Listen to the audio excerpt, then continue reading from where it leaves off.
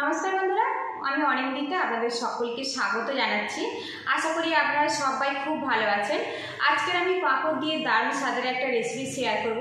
এই রেসিপিটা আপনারা খুব ঝটপট লাঞ্চ কিংবা ডিনারের জন্য বানিয়ে ফেলতে পারেন, ভাত, রুটি, পরোটা দিয়ে খাওয়ার জন্য।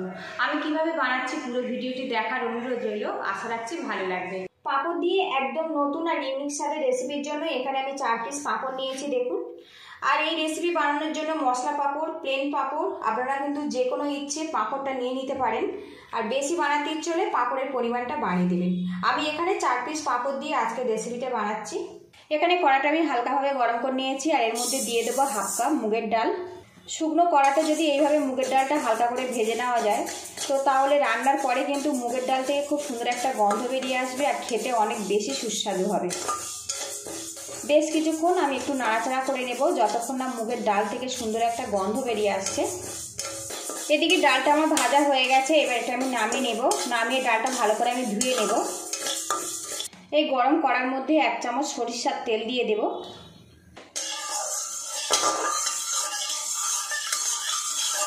এবার এই তেলের মধ্যে কিছুটা আলু আমি ডুমো করে কেটে নিয়েছি, এর মধ্যে আমি দিয়ে দেব। আলুটা আমি একদম লাল লাল করে ভেজে নেব। আর বন্ধুরা, যদি আলু না পছন্দ করেন তো আলুটা বাদ দিতে পারেন। গ্যাসের হিটটা আমি মিডিয়ামে রাখবো, রেখে আলুটা আমি একটু লাল লাল করে ভেজে নেব। এদিকে দেখুন আলুটা কিন্তু বেশ লাল লাল করে আমি ভেজে নিয়েছি। এবার এই আলুর মধ্যে 1 গ্লাস পরিমাণে জল দিয়ে দেব। গ্যাসের হিটটা হাইতে রাখবো, রেখে জল আর আলুটা ফুটিয়ে নেব। এদিকে জল আর আলুটা কিন্তু বেশ ভালো মতো ফুটে গেছে। এবার এর মধ্যে দিয়ে দেব ধুয়ে রাখা মুগের ডাল।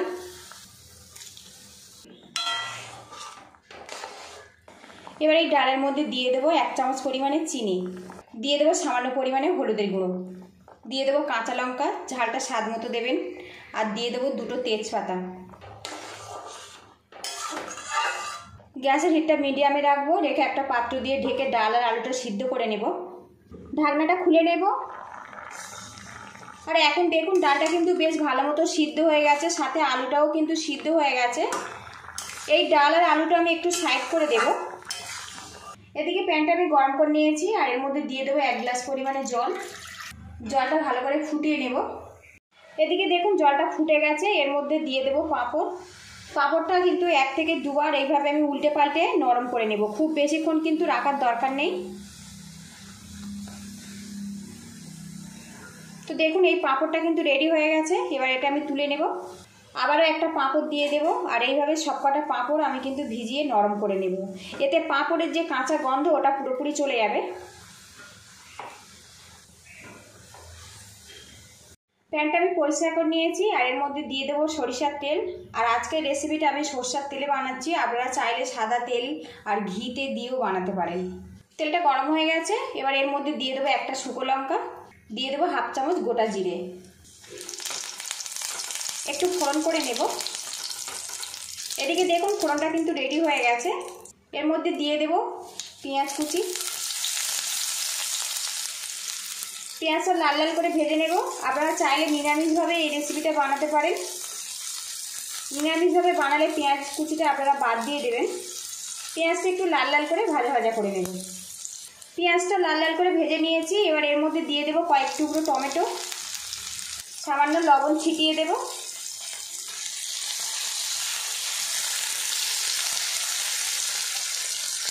এদিকে একটা কাঁচের বোল নিয়েছি আর একটা মশলা বানাবো। এবারে এর মধ্যে দিয়ে দেবো 1/2 চামচ ঝাল লঙ্কার গুঁড়ো, ঝালটা স্বাদ মতো দেবেন। 1/2 চামচ ধনের গুঁড়ো, 1/2 চামচ জিরের গুঁড়ো, দিয়ে দেবো সামান্য কাশ্মীরি রেড চিলি পাউডার, দিয়ে দেবো 1 চামচ আদা পেস্ট। ডাল সিদ্ধর সময় আমি পুরো হলুদটা ব্যবহার করেছিলাম, সেই জন্য এখন হলুদ ব্যবহার করব না। এর মধ্যে সামান্য পরিমাণে জল দিয়ে দেব, দিয়ে মশলাটা আমি ভালো করে এইভাবে মিশিয়ে নেব। মশলাটা রেডি হয়ে গেছে দেখুন। এদিকে টমেটো আর পেঁয়াজটা কিন্তু বেশ নরম হয়ে গেছে। এবারে এর মধ্যে মশলা মিশ্রণের জলটা দিয়ে দেব। মশলাটা ভালো করে কষিয়ে নেব যতক্ষণ না তেলটা আলাদা হয়ে যাচ্ছে। আর একটু এইভাবে মশলাটা ম্যাশ করে দেবো। খুব ঝটপট কিন্তু মশলাটা সিদ্ধ হয়ে যাবে আর তেলটা কিন্তু আলাদা হয়ে যাবে। একটা পাত্র দিয়ে ঢেকে রাখবো, তাহলে খুব ঝটপট কিন্তু মশলাটা কষে যাবে। এদিকে যে পাঁপড়টা আমি গরম জলে ভিজিয়ে নরম করে নিয়েছিলাম, দেখুন একটু এইভাবে ছোট ছোট করে টুকরো করে নেব। আর আপনারা যখন পাঁপড়টা সিদ্ধ করবেন একটু ছাড় ছাড় রাখবেন, তাহলে কিন্তু পাঁপড়টা এইভাবে ছাড়া ছাড়াভাবে রেডি হবে। একসঙ্গে রাখলে কিন্তু পাঁপড়টা দলা পাকিয়ে যাবে আর খেতে ভালো লাগবে না, আর মশলাটা কিন্তু এই পাঁপড়ের মধ্যে খুব সহজভাবে যেতে পারবে না। এইভাবে ছাড় ছাড় করে রেডি করে নিতে হবে। ঢাকনাটা খুলে নেব। আর এখন দেখুন মশলাটা কত সুন্দরভাবে রেডি হয়ে গেছে।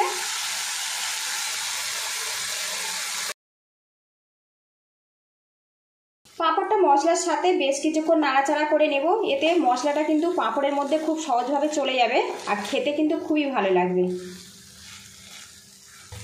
মশলার সাথে পাঁপড়টা কিন্তু বেশ কিছুক্ষণ নাড়াচাড়া করে নিয়েছি। এবারে এর মধ্যে দিয়ে দেব ডাল আর আলু সিদ্ধ, দিয়ে দেব সামান্য পরিমাণে জল। এবারে এর মধ্যে দিয়ে দেব স্বাদ মতো লবণ। পাঁপড়ের মধ্যে লবণ থাকে সেই মতো কিন্তু লবণটা এর মধ্যে দিয়ে দিতে হবে। আর বন্ধুরা, আজকের এই রেসিপিটা হচ্ছে পাঁপড় ঘন্ট মুগ ডাল দিয়ে।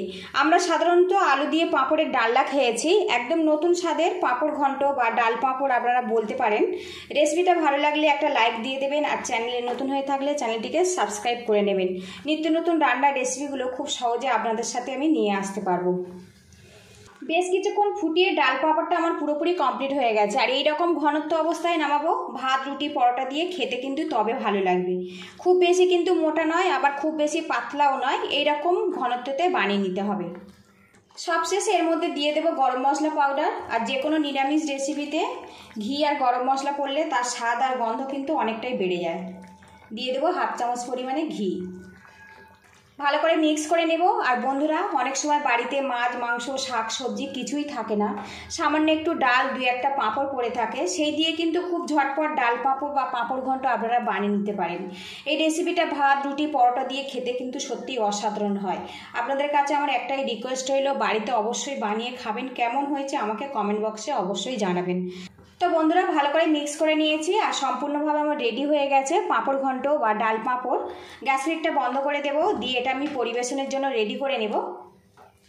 একদম নতুন আর ইউনিক স্বাদের তৈরি হয়ে গেছে পাঁপড় ঘন্ট। আর এই রেসিপিটা কিন্তু আপনারা খুব ঝটপট লাঞ্চ বা ডিনারের জন্য বানিয়ে ফেলতে পারেন, ভাত রুটি পরোটা দিয়ে খাওয়ার জন্য। বন্ধুরা, ডাল আর পাঁপড় আমরা সাধারণত সবাই খেয়ে থাকি, একবার কিন্তু এইভাবে ডাল আর পাঁপড় ঘন্ট বানিয়ে খাবেন।